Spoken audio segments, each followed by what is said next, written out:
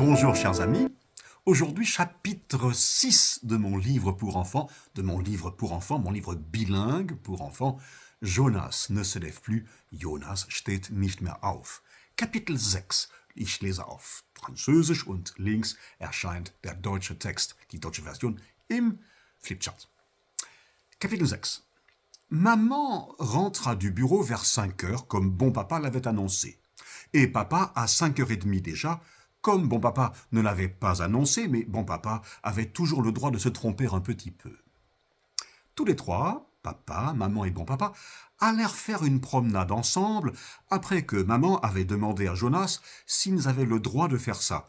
Alors ça, c'est drôle qu'elle ait posé cette question. Oui, bien sûr, avait répondu Jonas. Jusqu'à présent, il était connu pour être un enfant facile et il ne voulait pas gâcher cette excellente réputation. Jonas savait qu'ils allaient parler de lui. Il trouvait que ce n'était pas la peine de faire autant d'histoires à son sujet.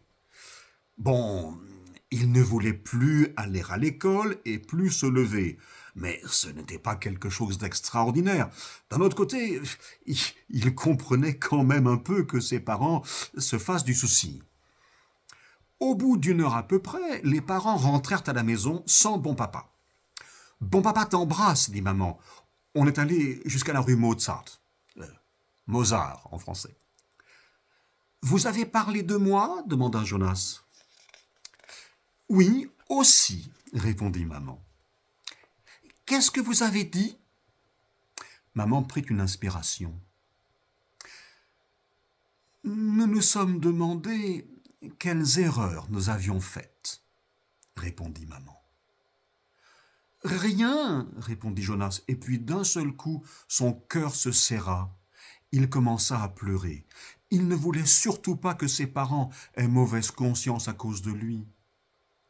Maman s'assit sur le lit et lui caressa la joue gauche, et ensuite elle le serra très fort contre elle. « C'est pas votre faute, dit Jonas entre deux sanglots. Bon papa dit la même chose. Il dit que ce n'est la faute de personne.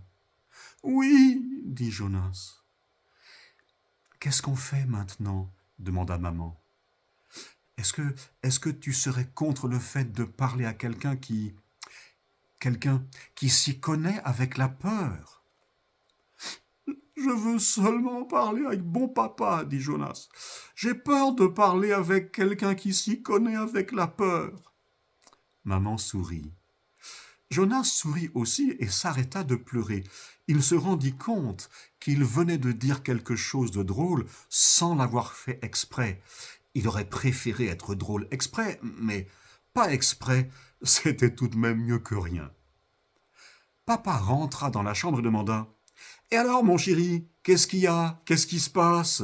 Qu'est-ce qui se passe ?» Mais on n'avait pas l'impression qu'il attende une réponse.